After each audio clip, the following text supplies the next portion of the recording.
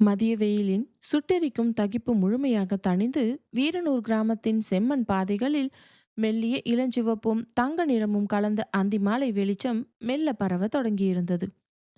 வீட்டின் முகப்பில் நின்றிருந்த முருங்கை மற்றும் வேப்ப மரங்களின் வழியே வீசிய ஜில்லென்ற தென்றல் காற்று ராகவனின் வீட்டு வாசற்படியில் நின்றிருந்த வைஷ்ணவியின் கலைந்த கூந்தலை மெதுவாக அசைத்து பார்த்தது. வெற்றி தன் புல்லட் பைக்கில் ஏறி அமர்வதற்காக ஒரு அடி முன்னால் எடுத்து வைத்தவன் என்ன நினைத்தானோ தெரியவில்லை. வண்டியை எடுக்காமல் சட்டென தன் நடையை நிறுத்தினான். வாசற்படியில் நிலைப்படியில் நின்றபடி தன்னையே வைத்த கண் வாங்காமல் பார்த்து கொண்டிருந்த வைஷ்ணவியை அவன் ஒருமுறை திரும்பி பார்த்தான். மெல்லிய மாலை காற்றில் அவளது மெல்லிய கூந்தல் கற்றைகள் முகத்தில் விழுந்து விளையாட, அவளது பட்டுத் தாவணி காற்றில் லேசாக சலசலத்தது. அந்த அழகிய காட்சிகளை சில நொடிகள் தன் கண்களால் அமைதியாக ரசித்தவனின் மனதிற்குள் ஏதோ ஒரு விவரிக்க முடியாத யோசனை தோன்றியது. அடுத்த நொடி அவன் என்ன நினைத்தான் என்று அவனுக்கே தெரியவில்லை. சட்டென்று விறுவிறுவென நீண்ட எட்டுக்களை எடுத்து வைத்து அவளை நோக்கி அதிவேகமாக திரும்பி வந்தான். அவன் வருவதை பார்த்து வைஷ்ணவி சுதாரிப்பதற்குள் அவளது மென்மையான வலது கையை பற்றி தன் பலமான விரல்களால் லேசாக இழுத்தான். அவள் நிலை தடுமாறி அவனது மார்பை நோக்கி முன்னால் வர, அவளை அங்கிருந்த வெளிப்புற திண்ணை சுவரில் மெதுவாக சாய்த்தான். அவள் எந்த பக்கமும் நகர்ந்து தப்பித்து விடாதபடி அவளது இரண்டு தோள்பட்டைக்கு இருபுறமும் தன் கைகளையும் சுவரில் பலமாக ஊன்றி அவளை முழுமையாக தன் உடலால் லாக் செய்தான். இருவருக்கும் இடையே ஒரு நூல் இழை கூட இடைவெளி இல்லாத அளவுக்கு அவளது முகத்தோடு முகம் வைத்து மிகவும் நெருக்கமாக வந்து நின்றான் வெற்றி. அவனது உடலின் அனல் வீச்சும் அவனது மூக்கிலிருந்து வெளிவந்த சூடான ஆழமான மூச்சுக்காற்றும் வைஷ்ணவியின் நெற்றிலும் மூக்கிலும் இதழ்களிலும் நேரடியாக பட்டு தெரித்தது. வெற்றியின் இந்த திடீர் அதிரடி செயலையும் முன்னறிவு பெற்ற அசாத்திய நெருக்கத்தையும் அவள் கனவிலும் எதிர்பார்க்கவே இல்லை. அவளது இதயம் கூண்டுக்குள் அடைப்பட்ட காட்டுப்புறாவை போல தடதடவென அதிவேகமாக துடித்து கொண்டிருந்தது. அவளது மூச்சுக்காற்று தாறுமாறாக எகிரியது. பதற்றத்திலும் எதிர்பாராத இந்த எல்லை மீறிய நெருக்கத்திலும் அவளது நெற்றி, கன்னங்கள் மற்றும் மூக்கின் நுனியில் முத்து முத்தாக வேர்வை துளிகள் அரும்பத் தொடங்கின. அவனது அகன்ற மார்பும் அவன் அணிந்திருந்த பருத்துச் சட்டையின் நறுமணமும் அவளை ஒருவித மயக்கத்தில் ஆழ்த்தியது. பதட்டத்தில் அவளுக்கு மூச்சு வாங்குவது போல இருக்க, தன் இதழ்களை இறுக்கமாக மூடிக்கொண்டு அவனது கூர்மையான விழிகளே மிரட்சியோடும் தவிப்போடும் பார்த்தாள். வெற்றி அவளது மருண்ட கண்களை ஆழமாக ஊடுருவி பார்த்தான். அவளது முகத்தில் வழிந்த அந்த பயத்தையும் அதையும் தாண்டி தெரிந்த அழகையும் கண்டவன் சுவரில் இருந்த தனது வலது கையை மெதுவாக எடுத்து அவளது மென்மையான சிவந்த வலது கன்னத்தை தன் கரடு முரடான விரல்களால் அழுத்தமாக பற்றி பிடித்தான். அவளோ வெட்கத்திலும் நடுக்கத்திலும் முகத்தை திருப்ப முயன்றதும் பிடியை விடாமல் அவளை தன் முகத்தை மட்டுமே நேருக்கு நேராக பார்க்கும்படி செய்தவனது விரல்களின் சூடு அவளது கன்னத்தின் வழியே அவளது உடலெங்கும் பரவியது. அவனது கண்களில் காதலும் அதிகாரமும் கலந்து மின்னியன.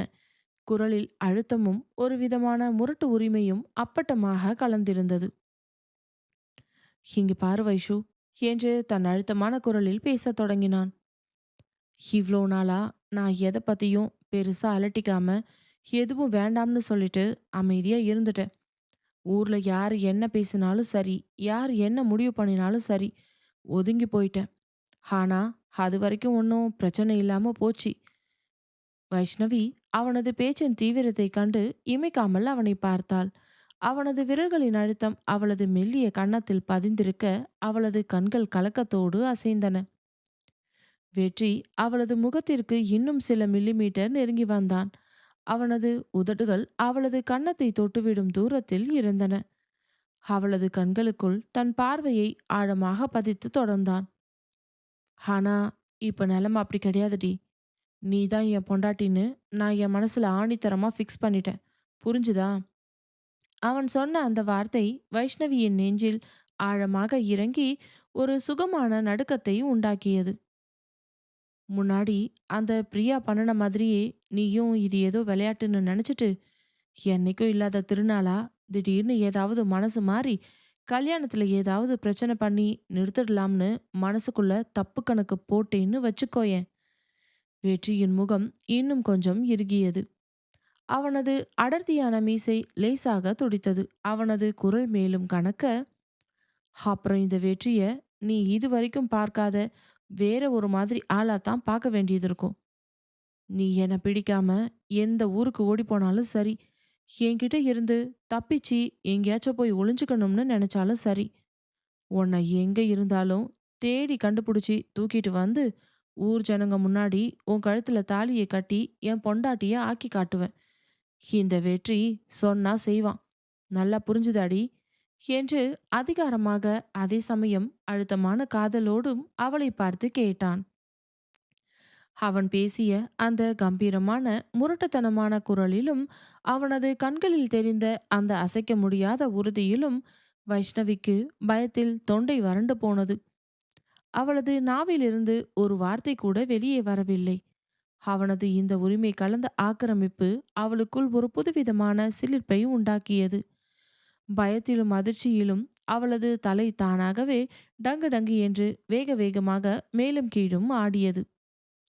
அவள் பயந்து நடுங்குவதையும் அவளது கண்களில் தெரிந்த மிரட்சியையும் பார்த்த வெற்றிக்கு அவளது அப்பாவித்தனமான முகத்தைக் கண்டு உள்ளுக்குள் லேசாக சிரிப்பு வந்தது. இவள அளவுக்கு அதிகமா பயன்படுத்தி விட்டுட்டோமோ என்று அவனது மனதிற்குள் தோன்றியது. சட்டென்று தன் முகபாவனையை மென்மையாக்கியவன் அவளது கன்னத்தில் இருந்த தன் கரங்களை மெதுவாக நழுவ விட்டான். அவளது நெற்றியில் விழுந்து கிடந்த ஓரிரு முடிக்கற்றைகளை தன் விரல்களால் மென்மையாக ஒதுக்கிவிட்டு தன் குரலை இயல்புக்கு கொண்டு வந்து மீண்டும் அவளிடம் சொன்னான். இங்க பாரு, நான் என்னடா இப்படி முரட்டுத்தனமா பேசுறேனேன்னு நினைச்சி நீ ரொம்ப பயந்துக்காத, சரியா? நீ என்கிட்ட நல்ல விதமா இருந்தா நானும் உன்கிட்ட ரொம்ப ரொம்ப நல்ல விதமா பாசமா தான் இருப்பேன்டி. வைஷ்ணவி மெதுவாக தன் மூச்சை இழுத்துவிட்டு படபடக்கும் நெஞ்சை தடவியபடி அவனை பார்த்தாள். வெற்றி அவளது கன்னத்தை விரல்களால் மென்மையாக தட்டி கண்களை சிமிட்டி சொன்னான். ஆனா என்கிட்ட ஏதாவது வேலை காட்டணும்னு நினைச்சா மட்டும் அப்புறம் நான் முன்னாடி சொன்னதுதான் நடக்கும். அதை எப்பவும் உன் மனசுல நல்லா ஞாபகத்துல வச்சுக்கோ என்றதும் வைஷ்ணவி இன்னமும் அந்த பயத்திலிருந்தும் அவனது உடல் நெருக்கத்திலிருந்தும் முழுமையாக மீளாமல் சரி என்பது போல மீண்டும் அமைதியாக தலையசைத்தாள். அவளது கன்னங்கள் இரண்டும் இப்பொழுது பயத்தை தாண்டி அவனது அசாத்திய அருகாமையால் வெட்கத்தில் செக்கச்செவேல் என சிவந்து போயிருந்தன. அவளது மூச்சுக்காற்று அவனது நெஞ்சை தொட்டு மீண்டது. அவள் அமைதியாக தலையாட்டியதை பார்த்து வெற்றிக்கு மனதிற்குள் அளவற்ற திருப்தியும் ஒருவித கர்வமும் உண்டானது. சுவரில் ஊன்றியிருந்த தன் மற்றொரு கையையும் விலக்கிவிட்டு 2 அடி பின்னால் நகர்ந்து நிமிர்ந்து நின்றான். அவன் பின்வாங்கிய பிறகுதான் வைஷ்ணவிக்கு அடைத்து கொண்டிருந்த மூச்சே சீராக வந்தது போல இருந்தது. தன் தாவணியை இழுத்து சரி செய்து கொண்டு சுவரோரமாக ஒதுங்கி நின்றாள். சரி, நான் கிளம்புறேன். சீக்கிரமாவே நம்ம நிச்சயதார்த்தத்துல உன்னை நேர்ல மீட் பண்றேன், சரியா? என்றான். வைஷ்ணவி அவனது கண்களை நேராக பார்க்க முடியாமல் தன் பார்வையை தரைக்கு மாற்றிக்கொண்டு, ம், சரி என்று மெல்லிய குரலில் முணுமுணுத்தாள். வெற்றி பைக்கை நோக்கி திரும்பியவன் மீண்டும் ஒருமுறை அவளை திரும்பி பார்த்தான்.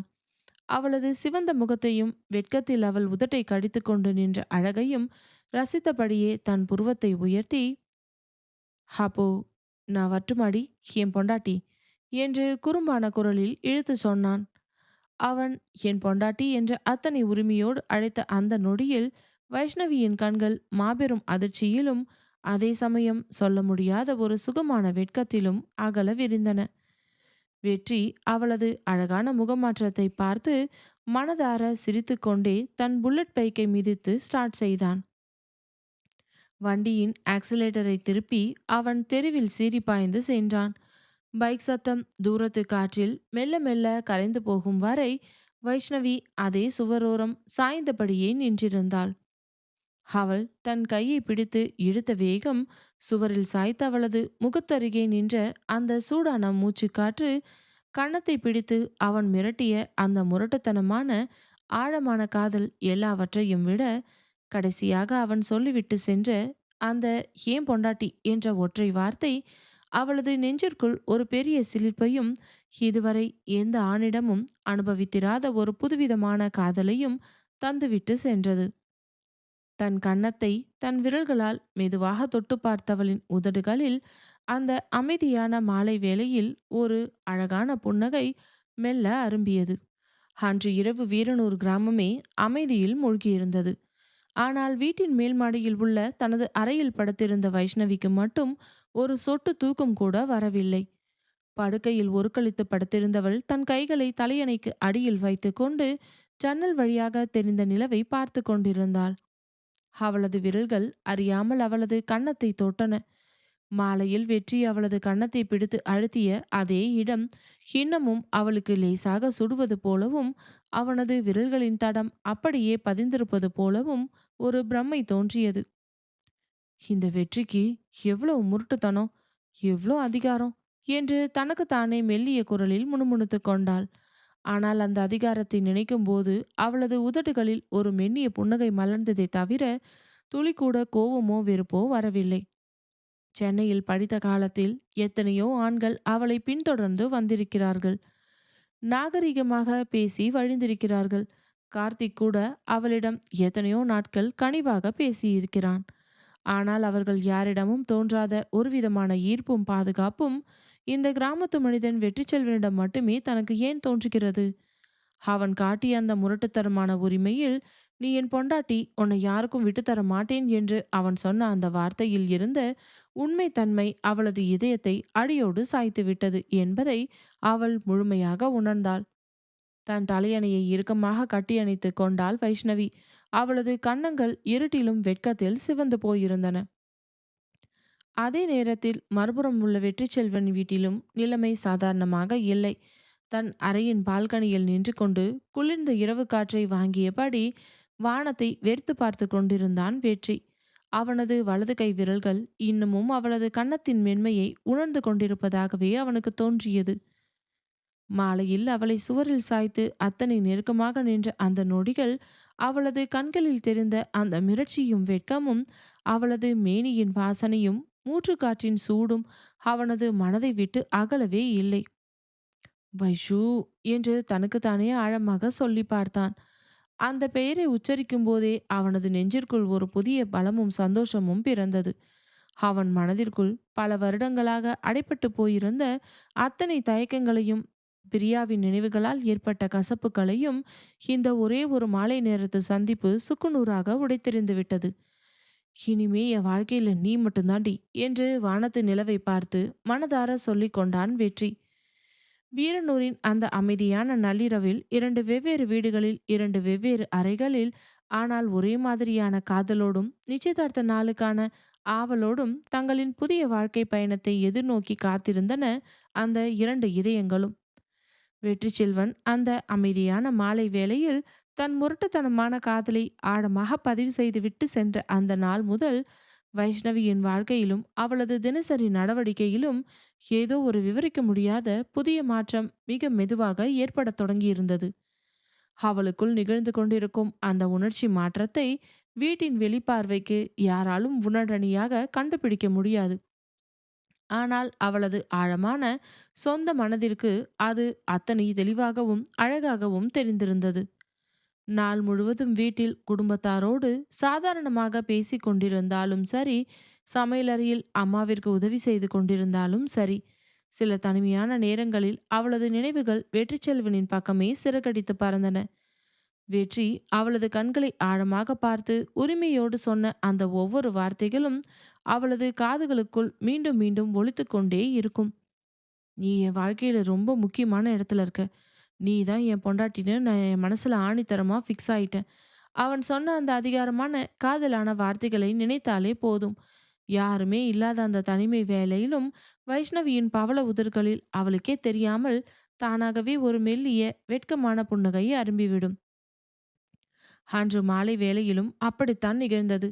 வீட்டின் பின்புறமிருந்த அமைதியான தோட்டத்தில் சுற்றிலும் பூத்து குலுங்கிய மல்லிகை பந்தலின் அருகே நின்று கொண்டு அந்தி மாலையின் இதமான தென்றல் காற்றை வாங்கியபடி தன் மனதிற்குள் வெற்றியை பற்றியே யோசித்துக் கொண்டிருந்தாள் வைஷ்ணவி.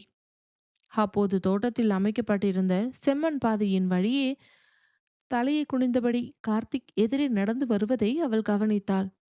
கடந்த சில நாட்களாகவே கார்த்திக் அவளிடம் முன்பை போல அதிகமாக பேசுவதே கிடையாது என்பதை வைஷ்ணவி கவனித்துக் கொண்டுதான் இருந்தாள். முன்பெல்லாம் கல்லூரியிலும் சரி, இங்கே வந்த ஆரம்ப நாட்களிலும் சரி, அவளிடம் வம்பு இழுப்பான், வாய்க்கு வந்தபடி சண்டை போடுவான், காலேஜ் நினைவுகளை சொல்லி கிண்டல் செய்து கலாட்டா பண்ணுவான். ஆனால் ஆத்தங்கரையில் தன் காதலை சொல்லி வைஷ்ணவியால் அது மென்மையாக மறுக்கப்பட்ட பிறகு கடந்த சில நாட்களாக அவன் முற்றிலும் அமைதியாகிவிட்டான். வைஷ்ணவியை பார்த்தால் கூட தொலைவில் நின்றபடியே உதட்டில் ஒரு சிறிய புன்னகையை மட்டும் உதிர்த்துவிட்டு எதுவும் பேசாமல் விலகிச் சென்று விடுவான். அவனது அந்த ஒரு விதமான மௌனமும் அமைதியும் வைஷ்ணவியின் மனதிற்குள் ஒரு பெரிய உறுத்தலாகவும் குற்ற உணர்ச்சியாகவும் பாரமாகவும் இருந்தது. அவன் தன்னை கடந்து செல்ல முயன்ற அந்த நொடியில், டேய் கார்த்தி என்று தன் இயல்பான தோழமை கலந்த குரலில் அழைத்தாள் வைஷ்ணவி. கார்த்திக் தன் நடையை நிறுத்தி லேசாக திரும்பி பார்த்தான். அவனது முகத்தில் ஒரு தயக்கமான புன்னகை அரும்பியது. என்ன வைஷு என்று மெதுவாக கேட்க, இங்கு வாடா என்று அவள் தன் கையை அசைத்து கூப்பிட்டாள். கார்த்திக்கும் அவளது அழைப்பை தட்ட முடியாமல் மெதுவான எட்டுக்களை எடுத்து வைத்து அவள் அருகே வந்து நின்றான். வைஷ்ணவி அவனது கண்களை நேருக்கு நேராக உற்று பார்த்து தன் மனதில் இருக்கும் பாரத்தை இறக்கி வைப்பது போலவே நேரடியாக கேட்டாள். ஏண்டா கார்த்திக், இப்ப கொஞ்ச நாளாவே நீ சரியாவே இல்லடா. என்கிட்ட பழைய மாதிரி பேச மாட்டேங்கிற. எதையோ பறி கொடுத்த மாதிரி அமைதியாவே சுத்திக்கிட்டு இருக்க. என் மேல ஏதாச்சும் உனக்கு கோவமாடா என்று வருத்தத்தோடு வினவினாள். கார்த்திக் சில நொடிகள் எந்த பதிலும் பேசாமல் அமைதியாக நின்றான். தோட்டத்தில் விழுந்த மாலை நிழலை வெறித்து பார்த்தான். பிறகு தன் முகத்தில் ஒரு முதிர்ச்சியான அழகான சிரிப்பை வரவழைத்து கொண்டு சொன்னான். அடி பைத்தியக்காரி, உன் மேல எனக்கு என்னடி அப்படி ஒரு கோவம் இருக்க போகுது? வைஷ்ணவி அவனை புரியாமல் பார்த்தாள். கார்த்திக் தன் கைகளை கட்டிக்கொண்டு மிகவும் இயல்பான தோழமையோடு தொடர்ந்தான். இங்க பாரு வைஷு, என் மனசுக்குள்ள உன்னை பத்தி என்ன காதல் உணர்வு இருந்துச்சோ அதை எந்த ஒரு ஒளிவு மறைவும் இல்லாம உன்கிட்ட நேர்மையா சொன்னேன். உனக்கு அதுல விருப்பம் இல்ல. என்னை காதலனா ஏத்துக்க முடியாதுன்னு நீயும் ரொம்ப நாசுக்கா தெளிவா சொல்லிட்ட. அவ்வளவுதான் விஷயம். அதுக்காக இத்தனை வருஷமா நாம பழகிய அந்த அழகான நட்பை நான் ஒரேடியா தூக்கி எறிஞ்சிட்டு போயிட முடியுமா என்ன? வைஷ்ணவி அவனது பெருந்தன்மையான பேச்சை கேட்டு பேச்சற்று நின்றாள்.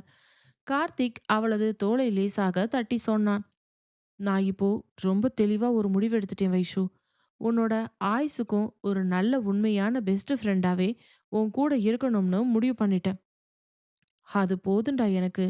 உன்னோட அந்த நட்பு மட்டுமே எனக்கு பெரிய சந்தோஷம். அவன் வெளியே மிகவும் இயல்பாக பேசி சிரித்தாலும் கூட அவன் பேசிய அந்த ஒவ்வொரு வார்த்தைகளுக்கு பின்னாலும் ஒருதலை காதலின் ஆழமான ஒரு வழி மறைந்திருப்பதை வைஷ்ணவியின் பெண் உள்ளம் துல்லியமாக உணர்ந்து கொண்டது. அவளது கண்கள் லேசாக கலங்கின. ரொம்ப சாரிடா கார்த்திக் என்று தன் தொண்டை அடைக்க மெல்லிய குரலில் சொன்னாள். கார்த்திக் தன் புருவங்களை உயர்த்தி, ஏண்டி, எதுக்கு இப்ப திடீர்னு சாரி கேக்குற? இல்லடா, உன்னோட மனசை நான் ரொம்ப காயப்படுத்திட்டேனோன்னு எனக்குள்ள ஒரு குற்ற உணர்ச்சியா இருக்குது. கார்த்திக் கலகலவென உரக்க சிரித்து விட்டான். அட போடி லூசு, நீ என்னடி பண்ணுன இதுல தப்பு சொல்றதுக்கு? உன்கிட்ட என் காதல சொன்னவன் நானு. அதை ஏத்துக்கிறதும் ஏத்துக்காததும் உன்னோட தனிப்பட்ட விருப்பம். பிடிக்கலன்னு சொல்றதுக்கு உனக்கு 100க்கு 100 முழு உரிமை இருக்குதுடா. இதுல எந்த ஒரு தப்பும் கிடையாது. பிறகு தன் முகத்தில் உற்சாகத்தை வரவழைத்து கொண்டு சொன்னான். அப்புறம் இன்னொரு விஷயம். வரப்போற உன்னோட கல்யாணத்துல முன்னாடி நின்னு எல்லா வேலையும் இந்த கார்த்திக் தான் செய்ய போறேன். பாத்துக்கோ. மாப்பிள வரவேற்புல இருந்து பந்தல் வேலை, ஊர் ஜனங்களுக்கு பந்தி பரிமாறுறது வரைக்கும் எல்லாத்தையும் நான் இழுத்து போட்டு பாத்துக்கறேன். வைஷ்ணவி அவனது பேச்சை கேட்டு ஆச்சரியத்தோடு சிரித்தாள். நிஜமாவா சொல்ற கார்த்திக்? பின்ன பொய்யா சொல்றேன். இதுக்கு தான் சென்னைக்கு ஓடாம இன்னமும் இந்த வீரனூர்லயே தங்கியிருக்கேன். எனக்கு நீ எப்பவுமே சந்தோஷமா இருந்தா மட்டும் போதுண்டா வைஷு என்றான். பிறகு ஒரு சிறிய அமைதிக்கு பிறகு கார்த்திக் அவளது கண்களை ஆழமாக பார்த்து கேட்டான். வைஷு, உனக்கு உண்மையாவே அந்த வெற்றி செல்வனை மனசார பிடிச்சிருக்குது இல்லடா? கார்த்திக் கேட்ட அந்த திடீர் கேள்வியை கேட்ட அடுத்த நொடி வைஷ்ணவிக்கு லேசாக நாணமும் தடுமாற்றமும் ஏற்பட்டது. அவளது கன்னங்கள் லேசாக சிவந்தன. தன் பார்வையை தரைக்கு மாற்றிக்கொண்டு, ம், பிடிச்சிருக்குடா கார்த்திக். எனக்கு அவரை ரொம்பவே பிடிச்சிருக்கு. அதனால தான் குடும்பத்துக்காக மட்டும் இல்லாம, என் சொந்த விருப்பத்தோடவே இந்த கல்யாணத்துக்கு முழுசா ஒத்துக்கிட்டேன்" என்று வெட்கத்தோடு உண்மையை ஒப்புக்கொண்டாள். கார்த்திக் ஒரு நொடி தன் கண்களை மூடி திறந்தான். அவள் சொன்ன அந்த பதில் அவனது நெஞ்சில் லேசான வலியை தந்தாலும், அதே நேரத்தில் தான் நேசித்த தோழி தனக்கு பிடித்த ஒரு நல்ல மனிதனோடு மகிழ்ச்சியாக வாழப்போகிறாள் என்ற மாபெரும் நிம்மதியும் அவனுக்கு கொடுத்தது. அப்புறம் என்ன கவலை? இனிமே எதை பத்தியும் யோசிக்காம ஃப்ரீயா இரு. மற்ற எல்லா ஏற்பாடுகளையும் நானும் உன் அண்ணன் செழியனும் சேர்ந்து பிரமாதமா பார்த்துக்கிறோம் என்றான் கார்த்திக். வைஷ்ணவி தன் முகத்தில் புன்னகையை வரவழைத்து, ஏண்டா கார்த்திக், இவ்வளவு நாளா செழியன் செழியன்னு சாதாரணமா கூப்பிட்டு இருந்தவ, இப்ப என்னடான்னா செழி அண்ணன்னு அத்தனை மரியாதைய பேசுற என்று கிண்டலாக கேட்டாள். கார்த்திக் தன் கைகளை விரித்து, பின்ன என்னடி, இருந்தாலும் அவருக்கு நான் மரியாதை கொடுக்க வேண்டாமா? இப்போ நீ சாதாரண காலேஜ் பொண்ணு கிடையாதுடி. வீரனூர் வெற்றி செல்வனோட வருங்கால மனைவி, பெரிய இடத்து மருமகள் என்று அவளை கலாய்த்தான். அடப்போடா வாளு என்று வைஷ்ணவி சிரித்தபடியே அவனை கைகளால் அடிக்க ஓட, கார்த்திக் கலகலவென சிரித்துக்கொண்டே அங்கிருந்து தப்பித்து ஓடிவிட்டான். அந்த மாலை வேளையில் கார்த்திக்கிடம் மனம் திறந்து பேசிய பிறகு வைஷ்ணவியின் இதயத்தில் இருந்த மாபெரும் பாரம் மொத்தமாக குறைந்து மனசு ரொம்ப லேசாகவே மாறியது. அன்று இரவு 10 மணி. வீட்டின் வேலைகள் அனைத்தும் முடிந்து இரவு உணவிற்கு பிறகு மேல் மாடியில் உள்ள தன்னுடைய படுக்கை அறைக்குள் வந்தாள் வைஷ்ணவி. கதவை தாழிட்டுவிட்டு கட்டிலில் சாய்ந்து அமர்ந்தவள் உடனே உற்சாகத்தோடு தனது அலைபேசியை கையில் எடுத்தாள். தனது நெருங்கிய நண்பர்கள் குழுவிற்கு வாட்ஸ்அப்பில் வீடியோ கால் போட்டாள். ரிங் போன சில நொடிகளிலேயே திரையில் முதலில் இணைந்தாள் அவளது உயிர் தோழி ஹரிணி. அடுத்த சில வினாடிகளிலேயே வரிசையாக நித்யா, அவனது நண்பர்களான ராகுல் மற்றும் எப்பொழுதும் மொக்கை காமெடி செய்யும் அரவிந்த் என நால்வரும் ஒரே நேரத்தில் திரையில் வந்து இணைந்தார்கள்.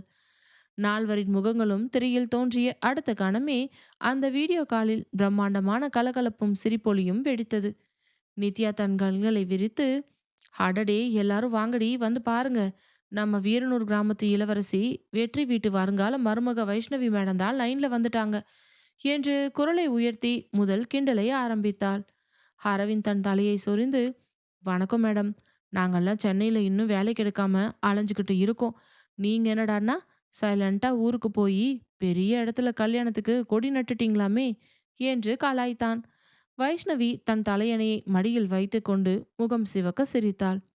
அடே, கொஞ்சம் எல்லாரும் வாயை முடிக்கிட்டு அமைதியா இருங்கடா, எடுத்த உடனே ஆரம்பிச்சிடாதீங்க ப்ளீஸ். ஹரிணி உடனே குறுக்கிட்டு, அதெல்லாம் முடியாதுடி வைஷு. காலேஜ் ஃபைனல் இயர் வரைக்கும் எவனையுமே திரும்பி பார்க்காத இந்த இரும்பு மனுஷி ஊருக்கு போன அடுத்த ஒரு மாசத்திலேயே கல்யாணத்துக்கு சம்மதம் சொல்லியிருக்கான்னா, அந்த மாப்பிள்ளை எப்பேற்பட்ட ஆளா இருக்கணும்.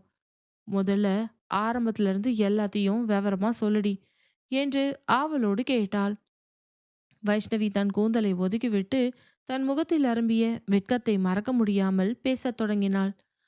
ஊர் பெரியவர்கள் ஒன்று திரண்டு வந்து வீட்டில் பெண் கேட்ட அந்த திடீர் காட்சி, அப்பா அம்மா மற்றும் அண்ணன் செழியன் காட்டிய சம்மதம், கார்த்திக்கின் திடீர் வருகையும் அவன் காதலை சொல்லி விலகிய விதமும், அதையெல்லாம் விட முக்கியமாக இன்று மதிய வேளையில் வெற்றி செல்வன் புல்லட் பைக்கில் ஒற்றையாளாக தன் வீட்டிற்கு வந்து தன்னை சுவரோரம் நிறுத்தி தன் முரட்டுத்தனமான உரிமையோடு காதலை உறுதிப்படுத்திய அந்த அதிரடி சம்பவம் வரை அத்தனையையும் ஒரு வழி விடாமல் தன் தோழிகளிடம் வெட்கத்தோடு பகிர்ந்து கொண்டாள் வைஷ்ணவி. அவள் பேசி முடித்த அந்த அடுத்த கணமே திரையில் இருந்த அரவிந்த் வாயில் விரலை வைத்து வீல் என்று பயங்கரமாக விசிலடித்தான். மச்சி ராகுலு, டேய், இது நிஜமாவே நம்ம வைஷுவோட வாழ்க்கை கதையாடா, இல்ல விஜய் டிவி மெகா சீரியலாடா? என்னடா இது, சோத்துல சாச்சி லாக் பண்ணி நீதான் என் பொண்டாட்டின்னு பேசுற அளவுக்கு மாப்பிள்ள செம்ம மாசான ஆளா இருக்காரு போல இருக்கே என்று கத்தினான். ராகுலும் சிரித்துக்கொண்டே சொன்னான், டேய் அரவிந்த், கலாய்க்கிறத நிறுத்துடா. ஆனா வைஷு, உண்மையிலேயே நான் ஒன்னு சொல்றேன் கேளு. அந்த வெற்றி செல்வன் நிஜமாவே ஒரு ஜென்டில்மேன் டி. உன்கிட்ட எந்த ஒரு கட்டாயமும் இருக்கக்கூடாதுன்னு உன் வாயாலேயே சம்மதம் கேட்க வந்திருக்கார் பாரு. இந்த காலத்துல இப்படி ஒரு நேர்மையான கம்பீரமான ஆள் கிடைக்கிறது ரொம்ப ரொம்ப கஷ்டம் டி. You are really very lucky என்றான். நித்யாவும் தலையாட்டி, ஆமாடி வைஷு, திருவிழால நாம் அவரை பார்த்தப்போவே செம்ம கெத்தா இருந்தாரு. உனக்கு ஏத்த சரியான ஜோடி தாண்டி என்றாள். வைஷ்ணவி தன் தோழர்களின் பாராட்டுக்களையும் வாழ்த்துக்களையும் கேட்டு அமைதியாக தலை குனிந்து வெட்கத்தோடு சிரித்தாள். சிறிது நேரம் தங்களின் பழைய கல்லூரி நினைவுகளை பேசி சிரித்த பிறகு, சரிடா வைஷு, நாங்க கிளம்புறோம். நிச்சயதார்த்த தேதி முடிவானதும் சொல்லு. நாங்க மொத்த கேங்கும் வீரனூருக்கு பஸ்ல ஏறி வந்து இறங்குறோம் என்று சொல்லிவிட்டு அரவிந்த், ராகுல், நித்யா மூவரும் காலில் இருந்து விடைபெற்று வெளியேறினார்கள். இப்பொழுது அந்த வீடியோ காலில் வைஷ்ணவியும் ஹரிணியும் மட்டுமே தனியாக இருந்தனர். திரையில் சில நொடிகள் ஒரு மென்மையான அர்த்தமுள்ள மௌனம் நிலவியது. பிறகு ஹரிணி தன் முகத்தை சீரியஸாக வைத்துக்கொண்டு வைஷ்ணவியின் கண்களை உற்று பார்த்து நேரடியாக கேட்டாள். வைஷு, மத்தவங்க எல்லாரும் போயிட்டாங்கடி. இப்போ என்கிட்ட எந்த பொய்யும் சொல்லாம உண்மையை மட்டும் சொல்லு. உனக்கு உண்மையிலேயே அந்த வெற்றி செல்வனை மனசார பிடிச்சிருக்காடி? வைஷ்ணவி உடனடியாக பதில் சொல்லாமல் தன் உதட்டை கடித்துக்கொண்டு அமைதியாக இருந்தாள். ஏய் வைஷு, நான் கேட்டுக்கிட்டு இருக்கேன்டி, பதில் சொல்லு என்று ஹரிணி உரிமையோடு அதட்டினாள். வைஷ்ணவி மெதுவாக நிமிர்ந்து பார்த்து தன் உதடுகளில் ஒரு அழகான ஆழமான காதலின் புன்னகையோடு பேசினாள். பிடிச்சிருக்கு ஹரிணி. உண்மையாவே எனக்கு அவரை ரொம்ப ரொம்ப பிடிக்குதுடி. எவ்வளவு பிடிக்குதுன்னு என்னால அளந்து சொல்ல தெரியல. ஆனா அவர்கிட்ட பேசும்போது என் மனசுக்குள்ள ஒரு பெரிய பாதுகாப்பும் நிம்மதியும் கிடைக்குதுடி. அவர் என்னை பார்த்தா என்னை ரொம்ப நல்லா புரிஞ்சு வச்சிருக்காருன்னு எனக்குள்ள ஒரு நம்பிக்கை பிறகுதுடி. அவரோட அந்த முரட்டுத்தனத்துக்கு பின்னால இருக்கிற ஒரு குழந்தைத்தனமான உண்மையும் நேர்மையும் எனக்கு ரொம்ப ரொம்ப பிடிச்சிருக்குது ஹரிணி என்று தன் இதயத்தில் இருந்த முழு உணர்ச்சிகளையும் வார்த்தைகளாக கொட்டி முடித்தாள். அவள் சொன்ன அந்த வார்த்தைகளை கேட்ட ஹரிணி முகமெல்லாம் மலர புன்னகைத்து சொன்னாள். அடி பாவி, இதுக்கு பேர் தாண்டி காதலின் ஆரம்ப ஸ்டேஜ். அடுத்த ஸ்டேஜில் நீ அவரை நினைச்சி ஊருகி போக பாரு மேடம்.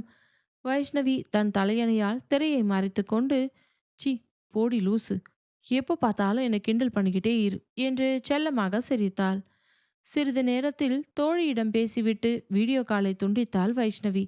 அலைபேசியை ஓரமாக வைத்துவிட்டு விளக்குகளை அணைத்துவிட்டு படுக்கையில் சாய்ந்தாள். ஆனால் அந்த நள்ளிரவு அமைதியில் கண்களை மூடி தூங்கப் போன பிறகும் கூட ஹரிணி அவளிடம் ஆழமாக கேட்ட அந்த ஒற்றை கேள்வி மட்டும் அவளது மனதில் ஒரு கானமாக ரீங்காரமிட்டு கொண்டே இருந்தது. உனக்கு வெற்றி செல்வனை பிடிக்குதா வைஷு?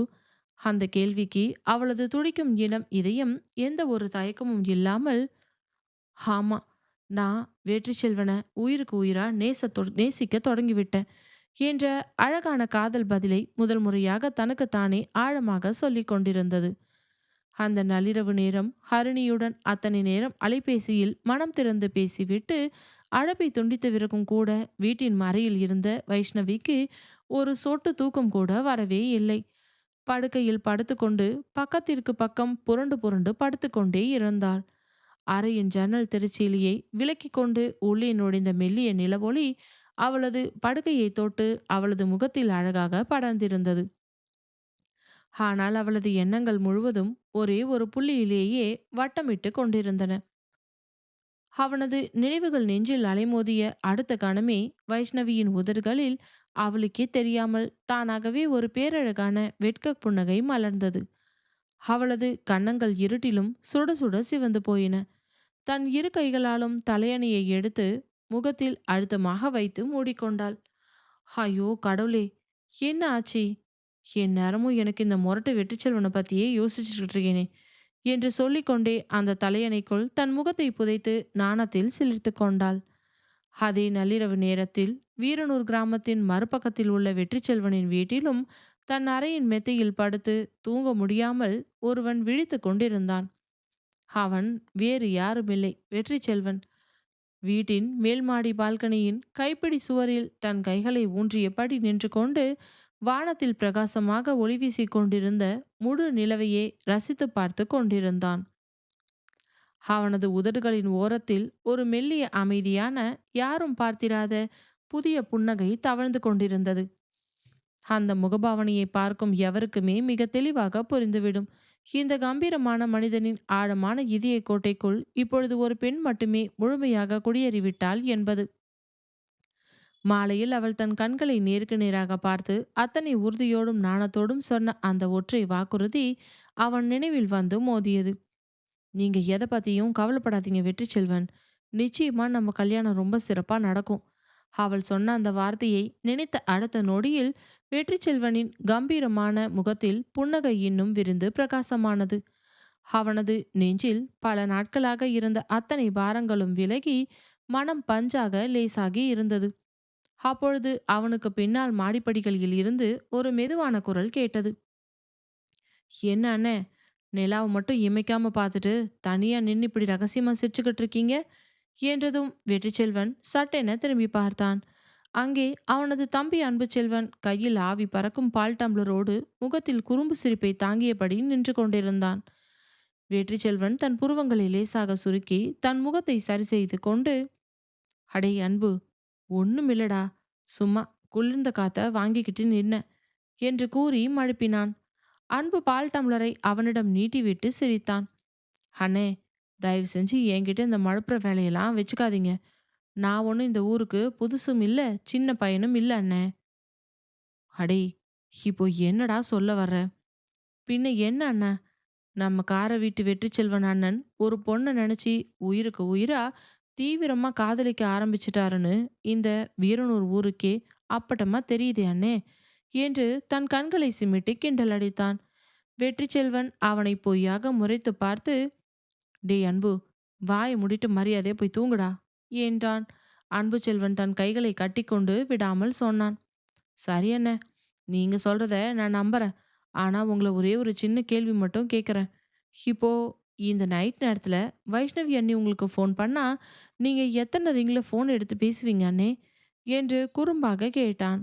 அவன் கேட்ட அந்த கேள்விக்கு வெற்றி செல்வனால் எந்த ஒரு மறுப்பு வார்த்தையும் பேசவே முடியவில்லை. அவனது முகத்தில் இருந்த அத்தனை கம்பீரமும் கரைந்து போய் ஒரு அழகான புன்னகை வெளிப்பட்டது. அன்புவுக்கு அந்த ஒற்றை புன்னகையே அவனது அத்தனை சந்தேகங்களுக்கும் ஒரு முழுமையான பதிலாக அமைந்து விட்டது.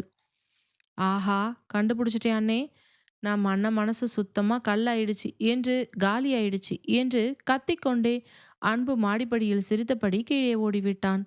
அவன் ஓடிய பிறகும் கூட வெற்றி செல்வன் அதே இடத்தில் நின்று வானத்து நிலவை பார்த்து தன் வெட்கத்தை மறைக்க முடியாமல் மனதார சிரித்து கொண்டான்.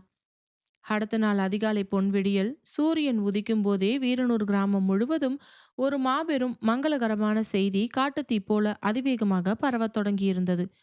தெருவோர தேநீர் கடைகளிலும் வயல் வரப்புகளிலும் கோவில் பிரகாரங்களிலும் ஊர் மக்கள் அனைவரும் அதை பற்றியே ஆர்வமாக பேசிக் கொண்டிருந்தார்கள். அடே தம்பி, நம்ம காரை விட்டு வெற்றிச்செல்வன் தம்பிக்கு கல்யாணம் முடிவாயிடுச்சாம்பா. ஆமாங்க அண்ணன், பொண்ணு யாருன்னு தெரியுமா? நம்ம ராகவனோட மூத்த பொண்ணு வைஷ்ணவி தான். அப்படியா? உண்மையிலேயே ரெண்டு குடும்பத்துக்கும் ஏத்த சரியான ஜோடிப்பா. ராஜா மாதிரி ஒரு பையன், ராணி மாதிரி ஒரு பொண்ணு, பிரமாதமான பொருத்தம் என்று ஊரே பெருமையோடு பேசிக்கொண்டது. அந்த மகிழ்ச்சியான செய்தி வெற்றி செல்வனின் காரை வீட்டை விடவும் வைஷ்ணவியின் வீட்டில்தான் எல்லையற்ற பரபரப்பையும் கொண்டாட்டத்தையும் ஏற்படுத்தியிருந்தது. மீனாட்சி, இன்னும் கொஞ்ச நாளில் நிச்சயதார்த்தம் வரப்போகுது. சொந்தக்காரவங்களெல்லாம் கூப்பிடணும். பொண்ணுக்கு எந்த கடவுளை போய் புடவை எடுக்கலாம் என்று காலையிலிருந்தே தீவிரமாக யோசித்து ஏற்பாடுகளை தொடங்கினார். கீர்த்திக்கு சொல்லவே வேண்டாம். அக்கா வைஷ்ணவியை காலை முதல் இரவு தூங்கப் போகும் வரை நொடிக்கு நொடி கிண்டல் செய்வதையே தன் முழு நேர வேலையாக மாற்றியிருந்தாள். சமையல் அறைக்குள் நுழையும் பொழுதே, அக்கா, வெற்றி மாமா காலையில் எழுந்ததும் ஃபோன் பண்ணி பேசினாரா என்பாள். ஹாலில் வைஷ்ணவி வரும்போது, அக்கா, நிச்சயதார்த்த மேடையில் உட்காரும்போது மாமாவை சிரிச்சே மயக்கிடாத. அப்புறம் சாப்பிட உட்காரும்போது, அக்கா, மாமாவை பார்த்த உடனே அப்படியே தலை குனிஞ்சு வெக்கப்பட்டு ஓடிடாத என்று நொடிக்கு ஒரு முறை அவளை கலாய்த்து கொண்டே இருந்தாள். ஏய் வாளு, சும்மா இருடி, வாய மூடு என்று வைஷ்ணவி சிரித்தபடியே அவளை அடித்து துரத்த அந்த வீடே குடும்பத்தினரின் கலகலப்பான சிரிப்பொலியால் நிறைந்து வழிந்தது. ஆனால் அந்த குடும்பத்தின் மாபெரும் சந்தோஷத்துக்கும் கொண்டாட்டத்திற்கும் நடுவே ஒருவன் மட்டும் எந்த ஒரு சத்தமும் இல்லாமல் மிகவும் அமைதியாக தன் எண்ணங்களை அடக்கிக் கொண்டிருந்தான். அவன் வேறு யாருமில்லை, கார்த்திக். வெளியில் பார்த்தால் அவன் பழைய கார்த்திக்காக இயல்பாகவே இருப்பான். ராகவனிடம் சிரித்து பேசினான். மீனாட்சியிடம் பக்குவமாக பழகினான். செழியனோடு சேர்ந்து வீட்டின் வேலைகளை கவனித்தான். ஆனால் அவனது ஆழமான மனதிற்குள் மட்டும் தான் நேசித்த பெண் தனக்கு கிடைக்காமல் போய்விட்டாளே என்ற ஒரு மெல்லிய வெறுமையும் ஆற்ற முடியாத வலியும் மறைந்தே இருந்தது. அன்று மாலை வேளையில் கிராமத்தின் எல்லைப் பகுதியில் இருந்த அமைதியான ஆத்தங்கரையின் மரத்தடியில் ஒரு பாறை கல்லின் மீது தனியாக அமர்ந்து ஆற்று நீரின் சலசலப்பையே வெறித்து பார்த்து கொண்டிருந்தான் கார்த்திக். அப்போது அவனுக்கு தெரியாமல் பின்னால் வந்த செழியன் மெதுவான எட்டுக்களை எடுத்து வைத்து அவன் அருகே வந்து பாறையில் அமர்ந்தான். "என்னடா கார்த்திக், சாயந்தர நேரத்துல இங்க வந்து தனியா உட்கார்ந்திருக்க?" என்று செழியன் கனிவோடு கேட்க, கார்த்திக் திடுக்கிட்டு திரும்பி பார்த்து தன் முகத்தை சரி செய்து கொண்டு, "சும்மா தான் செழியண்ணா, சும்மா ஆத்தங்கரையில காத்து வாங்கலாம்னு வந்தேன்" என்றான். செழியன் அவனை ஆழமாக பார்த்து சிரித்துவிட்டு சொன்னான், "டேய் கார்த்திக், உன்னோட இந்த முகத்தை பார்த்தா சும்மா உட்காந்துருக்க முகம் மாதிரி எனக்கு தெரியலைடியா தம்பி." சில நொடிகள் இருவருக்கும் இடையே ஒரு கனத்த மௌனம் நிலவியது. ஆற்று நீரின் சலசலப்பு மட்டுமே கேட்டது. பிறகு செழியன் தன் குரலை மிகவும் மென்மையாக்கி கார்த்திக்கின் தோளை தொட்டு சொன்னான், "டேய் கார்த்திக், உன் மனசுல என்ன ஓடிட்டு இருக்குன்னு எனக்கு எல்லாமே ரொம்ப தெளிவா தெரியும்டா." அந்த ஒற்றை வாக்கியம் செழியனின் வாயிலிருந்து வந்த அந்த அடுத்த கணமே கார்த்திக் பேரதிர்ச்சியில் அப்படியே உறைந்து போய் அவனை பார்த்தான். அவனது நெற்றி வியர்த்தது. "என்ன? என்னண்ணா சொல்றீங்க? உங்களுக்கு என்ன தெரியும்?" என்று தழுதழுத்த குரலில் கேட்டான். செழியன் தன் முகத்தில் எந்த ஒரு கோபமும் இல்லாமல் ஒரு பாசமுள்ள அண்ணனாக சிரித்தவன், "நீ என் தங்க வைஷ்ணவிய உயிருக்குயிரா காதலிச்ச விஷயம் எனக்கு நல்லாவே தெரியும்டா கார்த்திக்." அந்த வார்த்தையை கேட்டதும் கார்த்திக்கின் முகம் அப்படியே சுண்டி போய் வெளுத்தது. அவனது கண்கள் கலங்கின. "அவ என் உடன் பிறந்த ஒரே தங்கடா கார்த்திக். அவளை யார் எப்படி பார்க்கறாங்க, அவளை சுத்தி என்ன நடக்குதுன்னு அவளோட அண்ணனா எனக்கு தெரியாம போயிடுமாடா?" என்று செழியன் நிதானமாக சொன்னான். கார்த்திக் குற்ற உணர்ச்சியிலும் அவமானத்திலும் தன் தலையை தொங்க போட்டு கொண்டான். "ரொம்ப சாரிங்க. நான் தெரிஞ்சு எந்த தப்பும் பண்ணல" என்று உடைந்த குரலில் சொன்னான். செழியன் அவனது கன்னத்தை தட்டி, "டேய் கார்த்திக், எதுக்குடா சாரி எல்லாம் கேக்குற? ஒரு நல்ல பெண்ண மனசார காதலிச்சதுக்கா அதுல என்னடா தப்பு இருக்கு? காதல்ங்கிறது யாருக்கு வேணாலும் தானா வர்ற ஒரு அழகான உணர்வுடா. ஆனா அந்த காதலை விடவும் இப்போ நீ நடந்துக்கிற இந்த முதிர்ச்சியான விதம்தான்டா எனக்கு உன் மேல அளவற்ற மரியாதையை உருவாக்குது. நீ வைஷுக்கிட்ட ஆரம்பத்துல ஒரு நல்ல தோழனா இருந்த. அவ உன்னோட காதல மறுத்த பிறகும் கூட அவளோட சந்தோஷத்துக்காக இன்னைக்கும் ஒரு உண்மையான நண்பனாவே அவ பக்கத்துல நிக்கிற பாருடா. அது தாண்டா உண்மையான ஆண்மை. அது தாண்டா உண்மையான நட்பு." செழியன் சொன்ன அந்த பாசமான புரிந்து கொள்ளும் வார்த்தைகள் கார்த்திக்கின் நெஞ்சில் இத்தனை நாட்களாக அடைத்து கிடந்த மாபெரும் பாரத்தை ஒரே நொடியில் சுக்குநூறாக கரைத்தெறிந்தது. கார்த்திக்கின் கண்களிலிருந்து ஒரு சொட்டு கண்ணீர் வழிந்தது. தன் முகத்தை துடைத்துக்கொண்டு மனதார புன்னகைத்தான். வைஷு அவளோட வாழ்க்கையில அந்த வெற்றி கூட எப்பவுமே மகாராணி மாதிரி ரொம்ப சந்தோஷமா இருந்தா மட்டுமே போதும்.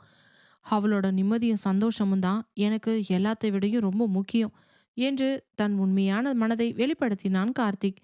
செழியன் அவனது தோளை பலமாக தட்டி பெருமையோடு சொன்னான், "அதனால தாண்டா கார்த்திக், நீ இன்னைக்கும் இந்த வீட்ல வெளி ஆளா இல்லாம நம்ம வீட்டு ஆளா எங்களோடவே இருக்க" என்றான்.